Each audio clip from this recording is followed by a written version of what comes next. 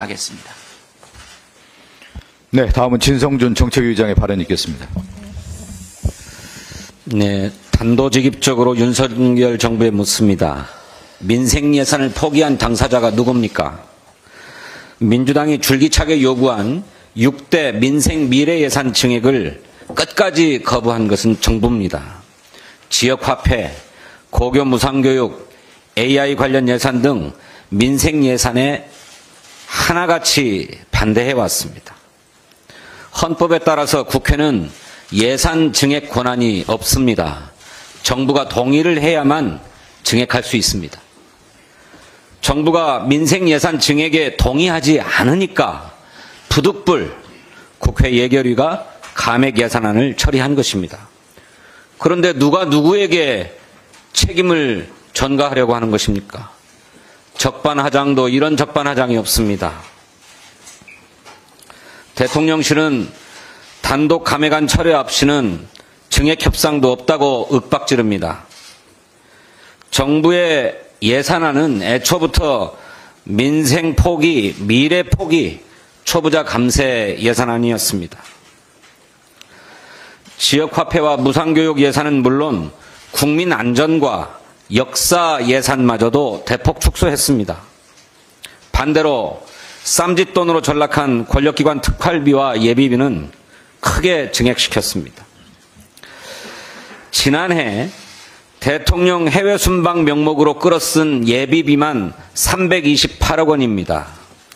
애초에 편성되었던 정상외교 본 예산이 249억 원인데 그것보다 훨씬 많은 예산을 예비비로 끌어다 썼습니다. 눈덩이처럼 불어나고 있는 대통령실 이전 비용도 마찬가지입니다. 그러면서 부자 감세안을 내놨습니다. 2년 연속 세수 펑크가 났는데도 말입니다. 단독 감액안 운운 전에 윤석열 정부의 부자 감세, 쌈짓돈 예산부터 처리하십시오. 민주당은 필요성이 소명된 특활비, 필요성이 입증된 특경비는 감액하지 않았습니다. 대통령 경호처의 특활비와 특경비가 원안대로 반영되었고 경찰의 특경비 역시 원안대로 반영했습니다. 필요성이 소명되었기 때문입니다. 증빙되지 않은 권력기관의 쌈짓돈만 감액한 것입니다. 또 상임위와 예결위의 심사 과정에서 사업 성과가 부진하고 예산 집행률이 매우 저조하고 또 중복성이 인정된 예산을 삭감했습니다. 국회가 이런 예산 삭감하지 않으면 누가 삭감합니까? 윤석열 정권에 거듭 촉구합니다. 야당의 책임을 전가하기에 앞서서 경제 활성화와 민생 회복을 위한 정부 여당의 증액안부터 먼저 제시하십시오. 지역화폐, 고교 무상교육, AI 등 민생 미래 예산을 어떻게 하겠다는 것인지 입장을 내놓으십시오. 민주당은 지금이라도 예산 증액 협상에 임할 준비가 되어 있습니다. The buck stops here. 윤석열 대통령이 집무실 책상 위에 자랑하듯 꺼내놓은 명패의 참뜻을 잊지 말기를 바랍니다. 여의정 협의체가 출범 20일 만에 활동을 중단하면서 좌초됐습니다. 정부의 고집과 여당의 무능이 빚어낸 예견된 결과입니다. 애초에 전공의와 의대생이 참여하지 못한 반쪽짜리 협의체였습니다. 실효성 있는 논의가 오갈 수 있을 리 만무합니다. 정부는 시종일관 완고한 자세로 협의에 임했습니다. 가장 시급한 민생 과제인 의료 대란 문제를 풀겠다던 국민의힘 한동훈 대표는 4차례 회의 중 단 한 번만 참석했다고 합니다. 정부 여당이 허송세월하는 사이에 의료 현장의 어려움은 가속화되고 있습니다. 응급 환자들의 소위 응급실 뺑뺑이가 기하급수로 늘었습니다. 지역 거점 병원인 부산대병원의 위기가 가속화하고 있다는 보도도 나오고 있습니다. 교수들의 이탈로 항암 치료 기능이 무너진 데다 적자폭도 늘어나면서 이대로라면 지역의료 전반의 붕괴로 이어질 수 있다는 우려까지 나옵니다. 때문에 국민의 불안도 점점 높아집니다.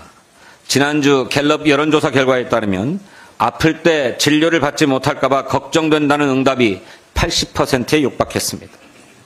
한동훈 대표가 약속한 크리스마스 선물이 크리스마스 악몽이 될 판입니다. 의료 대란 문제는 누가 이기고 지고 하는 문제가 아니질 않습니까? 의료 대란이 발생한 지 300일이 넘어서 1년이 다 되어 갑니다. 이제라도 국민의 생명과 안전을 최우선에 두고 책임 있는 자세로 대화에 나서야 할 것입니다. 의료계도 입시 일정이 이미 진행된 만큼 수용 가능한 대안을 제시해야 할 것입니다. 정부 여당과 의료계의 맹성을 촉구합니다. 내일 오전 10시 30분 두 번째 민주당 정책 디베이트가 열립니다. 상법 개정 어떻게 할 것인가 라고 하는 주제입니다.